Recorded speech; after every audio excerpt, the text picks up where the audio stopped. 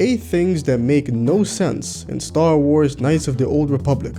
This is brought to us by Sid Natividad, writing for the publication TheGamer, but it was brought to me by the viewer Lobiak over on the Discord server. As usual, I'll leave a link to the article in the description. It says here, Knights of the Old Republic is one of the most iconic Star Wars games ever made, but it has a few plot holes and nonsensical inconsistencies. The stars simply aligned for KoTOR. It was made by what was once one of the best RPG developers in the industry. Gonna need a sensu for that one. It is a masterstroke of RPG goodness, but there are plenty of illogical oversights that came along with the package. Thanks, Creamy! But anyway, number 1, or number 8 in this case, since this is a descending list, Maliks Motivations are conflicting. You couldn't smooth a silk sheet if you had a hot date with a babe. I lost my train of thought. So while it was Malik who did betray and strike down Revan, Jedi Master Vandar states that Malik's motivations are hate and vengeance for his master's death. That master is none other than you, former Darth Revan. Spoiler alert. That doesn't add up since it was Malik himself who tried to kill Revan. Malik leads the Sith Armada against the Republic. Hate and vengeance for his master's death draw Malik ever further down the path of the dark side. When the Jedi strike team boarded your vessel, I saw my day had come. I ordered my own ships to fire on your bridge. Unless, of course, the Jedi deliberately lied to you in order to manipulate you. That wouldn't be a first in the franchise. And most definitely not the last. Perhaps Bastila failed to mention to the Jedi Masters that she saw Malik's ship open fire on Revan, but wouldn't make any sense since she brought him in wounded and would have had to explain what happened. And even if that were the case, are these Jedi Masters really so ignorant of Sith belief? If a Sith Master dies in combat, especially against a Jedi, they would say, good riddance. 1, he just proved that he was weak, and 2, I take his place. The question now is, why is Vandar saying this at all? If he's lying, in what way does he think that this lie will help you? I don't know. Maybe it's exactly what this article is saying, an oversight. Let me know what you think in the comments. Number 7. Bastila walking in Taris in broad daylight. It's Blade. It's the Daywalker. The whole planet is literally searching for that one Jedi who crash-landed in Sith domain. There are even plenty of Sith guards and other enemies that you come across that think you're a civilian. However, Bastila looks nowhere near a civilian with her robes. Forget the robes. It could be the dude for all they know. A strike force sent specifically to intercept the Endar Spire and capture or kill Bastila Shan. Don't you think they would have passed around a picture? Now, for the sake of suspension of belief, let's just say she supposedly donned the disguise, aka Jedi Hood. Even then, she waves around her yellow lightsaber in front of Sith guards and the populace. Now, to be fair, once you get Bastila, you don't do any fighting out in the streets. You typically wouldn't have any more reason to go into the lower or undercity either. By then, you're going to the Sith base, in which I hope you kill every person you come across, and you're fighting in Davik's estate, in which there are no Sith troopers. As a side note, they left a link here to another article. Every party member in Star Wars KoTOR ranked. Maybe I'll make a video on this too. They actually listed Jolie Bindo in last place below Juhani. I know a guy. I don't know if he's watching this, but he probably just passed out frothing at the mouth when he heard that. Maybe they're ranked by how useful they are in the field and not by how interesting they are. I haven't read it, but moving on. Number 6. Persuasion check abuse make conversations inconsequential. Hey Spain, wanna hire me to find India by going around back of the world? No, please, no, please, no, please. Okay. You can abuse the persuasion check system to get the outcome you want. All you have to do is loop the conversation back to the option before you get the branching choices. He's basically saying that you get an infinite amount of chances to run the persuasion check and this breaks immersion. Shoutouts to James on the Discord server for clearing this up for me.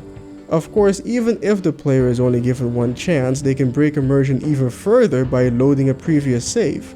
But Sid goes on to say, true, you could avoid doing this, but there are times when you can accidentally pull it off, leading to some comedically inane conversations with NPCs.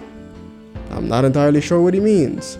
Through my extensive playtime and experimentation with KoTOR 1 and 2, I'm fairly certain that persuasion checks are not percentage chance based a la Fallout 3, but instead are defined values akin to Fallout New Vegas. This still prevailed until KoTOR 2, where there's even a known exploit where you can keep telling some troubled people to fend for themselves in order to become a Sith Lord. It seems that this is the moment Sith's talking about.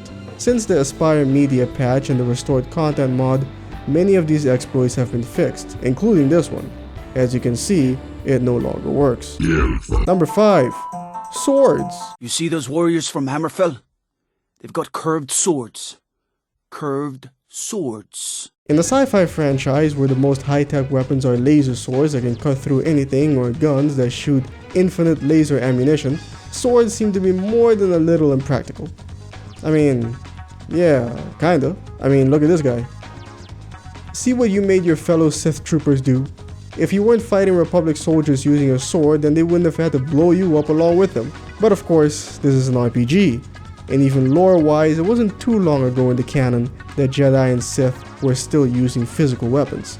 Not all enemies you face will be using ranged weapons, and your blasters are almost never going to do enough damage to down them in one shot. Once they get close, without certain feats, you're kinda at a disadvantage. So in the early game, the game teaches you that you might want to keep a melee weapon handy. The bridge is just beyond that door. You better equip your melee weapon. There isn't much room on the bridge, and it's suicide to use a blaster in close quarters. Quite a few of them are vibroblades, of course, which are an established part of Star Wars canon, but they feel a little bit flimsy in the face of blasters. Besides, with the technology, space, and resources a vibroblade needs, why not just make a blaster with it? Well, I'm not entirely sure that vibroblades and blasters are constructed using the same parts or materials exactly. I don't think blasters use cortosis, for example. Number 4. Your party members are just going to ignore the deformed Sith face. What have I done to myself? My face, it is hideous. It's great that KoTOR allows you to become a Sith. But the slow yet apparent progression somewhat makes the whole party look less than observant. Their leader is clearly developing the common signs on their face, complete with creepy eyes and red cracks, yet they turn a blind eye to it. Okay, first of all, Sith do not become deformed, the dark side Force users do. Secondly, most of the crew don't really have any experience in this sort of thing. And even if they do notice it, they wouldn't know what to attribute it to. Bastila brings it up from time to time. The other people who should have been at least a little bit suspicious are Jolee, Johani, and maybe Karth, since he fought in the Mandalorian Wars. This goes for KoTOR 2 as well, even though this was kind of addressed there. I say kind of because with high influence, your crew members would talk to you about your appearance, but never say anything about themselves. It's just that your face, it's like you haven't been getting much sleep. What's wrong with you? But regardless, for most of them it just seems like That man is dried and Kunta can't tell his ankle. so as far as they're concerned. So what you need is some chapstick and a set of trousers. One last thing, my man Sid goes on to say, even Palpatine had to make up an excuse for his telltale signs of Sith transformation. Not exactly. I mean, sure, he had to explain it away somehow and demonize the Jedi further by doing so, but I don't think most people would look at him and immediately classify him as being part of a religious organization that, at least in their minds, existed like 1,000 years ago. Assuming they even teach this stuff in school, how many people watching this video know what Zoroastrianism is? Exactly. Palpatine was even wearing traditional Sith clothing as he made the speech. Nobody cared.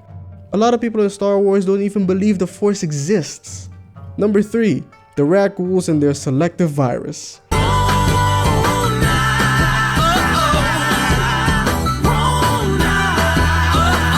According to the lore, Raku spread this virus or poison to whoever they bite or come into contact with, thus turning the victim into another Raku. For some reason though, your party is immune to the debilitating side effects of Raku attacks. It would have been nice to have an all-Raku assault team aboard Darth Malik's flagship. Or, I was thinking more of a sense of urgency placed on recovering that cure that the Sith stole. Even if it's something kind of passive like contracting the Corpus disease in Morrowind. For those of you who are too young, it essentially turns you into a zombie, except for the player character because, you know, gameplay. You can also exploit it, but I won't go into that. Number 2, how did Malik not know the Jedi Enclave on Dantooine? Well, what I'm saying is that there are known knowns and that there are known unknowns, but there's also unknown unknowns. Things we don't know that we don't know. Bruh. Honestly, I'm just gonna completely give this one to my homeboy Sid. Malik, come on now. You were there! You see what I mean about tequila? You're a very bright young man, James, but you need to lay off the sauce. I mean, I guess you can argue that he didn't know which enclave specifically since there's many of them. But wouldn't he just bomb all the ones he could? Or like the article says, glass the whole planet if you don't know where exactly on it they were. Then again, Telos would have something to say about that. Bomb the crap out of it but miss the enclave there. Number 1. The Jedi Enclave's plan hinged on Revan hopefully not relapsing back into a Sith Lord. Let me tell you something, my friend. Hope is a dangerous thing. Hope can drive a man insane. While on the topic of the Jedi Enclave on Dantooine, you have to wonder what was going on in their heads when they came up with the dramatic grand plan of defeating Darth Malik. Isn't this the kind of thing a Sith would do? Yeah, no, but we're Jedi. See, when we do it, it's okay. Their best idea was to send an amnesiac Sith Lord whom they rehabilitate. They didn't rehabilitate shit. Could they have not done that themselves, considering they had an equivalent of Yoda in their ranks, and that Malik is weaker than Revan? Okay, first of all, oh, just because I'm dressed this way does not make me a police officer. It's not like Malik's a pushover, and Revan at full power could put Vandal in a corner to make him some money. It seems Jedi Council hubris is a constant trait. You don't say. You don't say. You don't say. Anyway, this was a fun little read, I guess. I thought it was Game Rant for a moment since the site has a very similar design, and they also seem to have some rather questionable articles. Either way, consider leaving a like, subscribing, and following me over on Twitch. Yeah, nah, that one's dead. You know that one's dead. Happy holidays, happy New Year's, and if we don't get a Carthonasi brand ball gag, we riot.